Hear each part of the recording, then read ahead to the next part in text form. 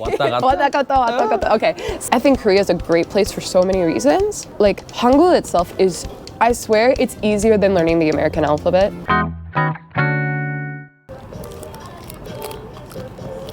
So, I mean, thanks for coming for today. Yeah, thank you for having me. Yeah. So, can you introduce about yourself? Yeah, my name is, do you want me to look here?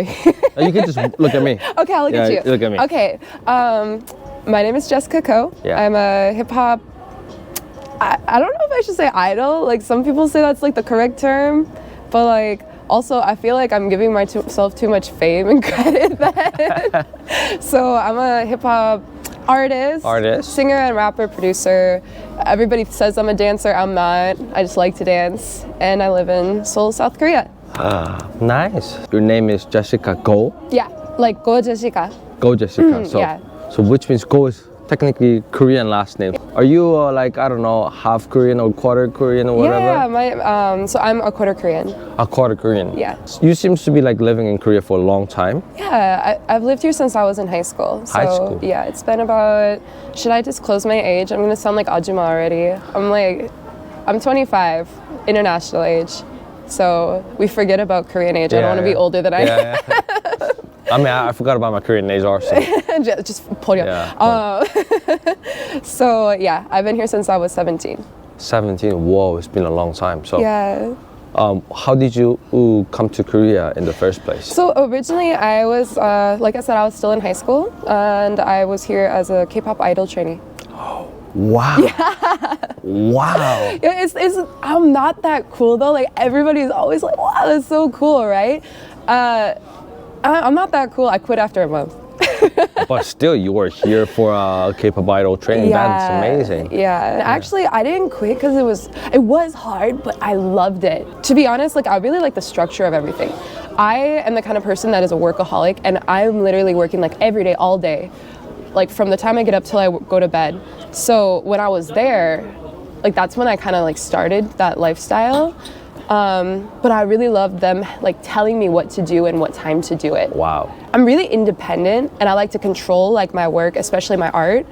But in terms of like having a schedule and somebody had to manage me, I really like that. But I actually ended up quitting because the company was super sus. Oh. I'm not saying which company it is either. Yeah, you don't need to tell me. So what happened after 1 month? You didn't go back to state, you stayed in Korea. It was the beginning of like a 4 or 5 year span of like the biggest 왔다 갔다ism you've ever seen. 왔다 갔다. Okay, so at the time, like I didn't have a visa, and to be honest, I didn't really know how to get a visa. So I went back to the States after a month. I stayed in Korea for like a little bit longer, and then like after I left the company, and then I just went back to the States. At the time I quit my company, I was going to university already, online though, and it was online university in Arizona. I just ended up like deciding with my parents, because they really wanted me to try going to university in person. I was like, okay, I'll try it. Then I was like, wait, after like 2 weeks of being in America, I was like, I hate this.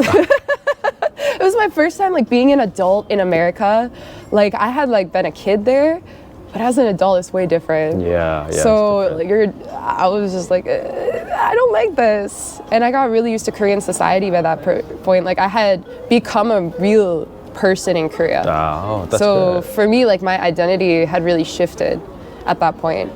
And I was like, okay, I'm not comfortable. Like people are standing on both sides of the escalator. It takes 10 minutes for me to check out at the grocery store. Like, please, I can't do it. So everything, I'm like, I have no patience. Yeah. I try, but it takes practice. Yeah, I just decided like after 2 weeks, I was like, I can't do it. I'm gonna go back to Korea. I came back here, and actually it was another 2 weeks where somebody had fallen ill in my family. Oh. They were in Arizona. I'm not from Arizona, but that family member happened to be in Arizona, so I just decided to go and live with her while going to school there for like, I think 4 months. 4 months? Okay. Yeah. After that, she was better, and I, finished my first semester of university in person. And then, I came back to Korea for the summer, and then still didn't have a visa, just was here for 3 months. So I basically did this thing where like, it's legal, everything's good and all happy. I would basically come here for 3 months, because as an American citizen, you can be here for 99 days Yeah. without a visa. So I would be here for 3 months and then go back to the US for a month, live with my parents, chill, make some money, and then come back here. So I ended up going to university in Minnesota for 1 semester too. Okay. And then ended up going back to Arizona State and doing online while living in Korea. I get my own timeline messed up. I mean, it's been a while. And then at some point I went to Yonsei. And then COVID happened, and because there were no classes, and I was on a student visa at that time, they basically said, since you have nothing to be here for, we can't supply your visa. Ooh. Because there's no reason for you to be here. So I was forced to go back to the States for around a year. And it was a very long year because I didn't really have any friends in the US. I didn't have a job. I didn't have, I finished school. That was a tough time, I guess. Yeah, and I ended up I debuted as an independent artist during that time, which was really hard because I actually was supposed to do it in Korea, and the tools you need are really accessible here. Like recording studios, my recording studio was here. Like everything I had was here. Oh. But in the States, it was like, I can't use anything, can't do anything. That was tough time, really tough time. Everybody had a really hard time. It was hard on everyone. It's really, I think it's really devastating what happened to a lot of people. But, and then I just came back here after a year. Okay. Yeah, and I haven't left I just visited the US for Christmas for the first time in 3 years, but yeah, it's been almost 3 years. So you're kind of really settled down here? Yeah, my life is here. It's my hometown. Hometown part 2. Part-time, part 2, yeah. Do you think this is the place where everybody can settle down easy? No. I think for me, I came here at such a permeable age. I already grew up with part of Korea. So for me, it wasn't that big of a shift, especially because I came here in high school. I think if you come here at an older age, I think it's a lot harder for people. I've seen a lot of cases where people come into Korea, they have a life here for about a year, they decide they can't do it anymore, they leave, and then they decide they can't do it there anymore. It just becomes this process of back and forth. So yeah, I think for a lot of people, they have a hard time adjusting to little things just like 존댓말 or language barrier. I know a lot of foreigners living here that they've lived here for God knows how long and they just didn't learn Korean. And I think that really impacts the quality of life for people. It's little things that you don't even notice you miss, like just having a conversation with your neighbor. Or it's really, really small things. Yeah. So I think for a lot of people, it's a big adjustment if they moved here. I think Korea is a great place for so many reasons. I don't think it's a bad place to live by any means. It's just not the same as other countries. Every country is different. So you're suggesting to learn the local language first, which is Korean? Definitely learn how to read. That's the biggest thing, is just learn how to read. It's not a hard language. It's super easy. Hangul itself is, I swear, it's easier than learning the American alphabet. There's not that many characters, and it's just building blocks. Children can do it. So it's not hard to learn how to read things, I think. Pronunciation is a whole nother thing. But Koreans are really lovely people, and most of them, in most cases, as long as you can just say 안녕하세요, 제 이름은 blah blah blah blah blah. They'll be like, 와, 한국말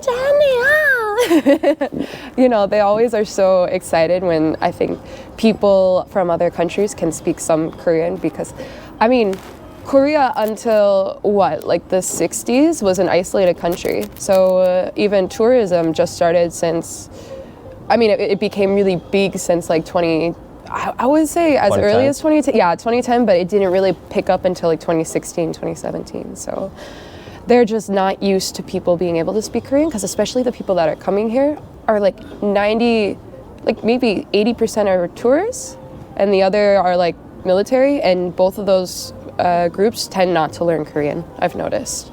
So yeah. I think they are really happy when they see somebody put in effort. Of course, we are really surprised if they say 안녕하세요. Then, oh my goodness. But usually the older generation will be really excited if you speak Korean, but younger people these days, I don't know.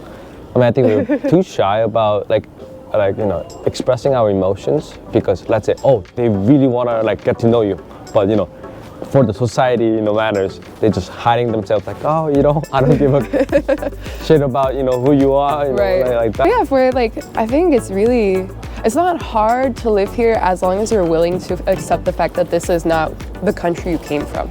True. Like that you is just true. have to Adjust it to it. Yeah, you have to be adaptable.